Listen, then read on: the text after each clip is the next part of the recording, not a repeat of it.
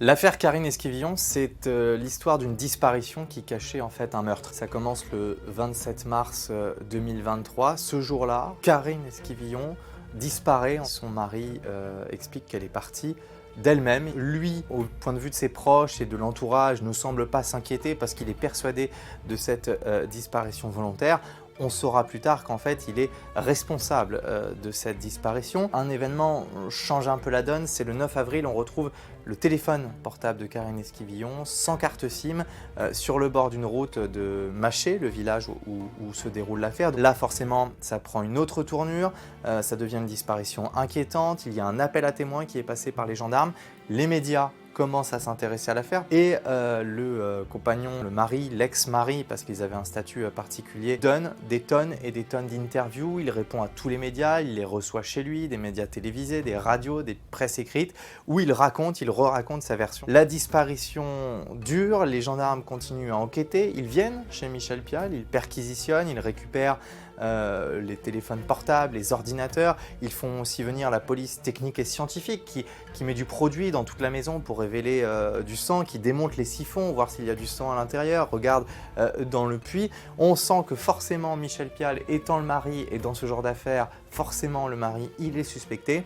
Mais lui, il continue à clamer son innocence. À la mi-juin, coup de tonnerre pour certains, pas vraiment une surprise pour d'autres, Michel Pial est placé en garde à vue par les gendarmes qui veulent l'entendre. Ils ont des éléments contre lui, ils ont notamment l'un des plus probants, c'est la téléphonie. Karine Esquivillon, en tout cas son téléphone, a envoyé des messages à sa plus jeune fille pendant à peu près une semaine après sa disparition, où elle lui donnait des nouvelles régulièrement tous les jours, expliquant qu'elle était partie, qu'elle était avec quelqu'un, lui envoyant des photos de la dune du Pilat. Les gendarmes, quand ils s'intéressent à la téléphonie, ils se rendent compte que déjà les photos de la dune du Pilat, on les retrouve sur Google, mais surtout, ils regardent où est-ce qu'a borné le téléphone de Karine Esquivillon, parce que le téléphone, il se met en mode avion et il se rallume juste pour envoyer un message, et à chaque fois que ce téléphone se rallume, il borne au même endroit que celui de Michel Pial. Forcément, c'est accablant, ça signifie que c'est lui qui avait le téléphone.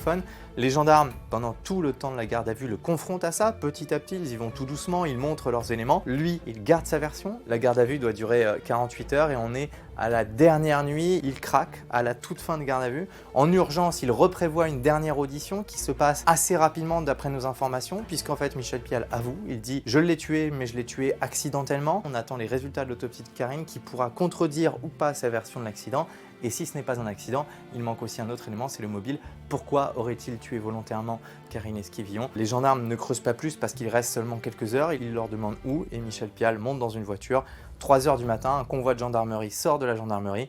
Il les emmène jusqu'à un bois qui était à 10 km du domicile et là il retrouve le corps de Karine Esquivillon posé à même le sol. Il leur indique aussi qu'il a jeté l'arme du crime dans une rivière, qui au moment où on tourne cette vidéo, l'arme du crime n'a toujours pas été retrouvée. Et voilà comment Michel Pial a été mis en examen et placé en détention provisoire. Moi c'est vrai que le jour où elle a disparu, je savais que c'était lui.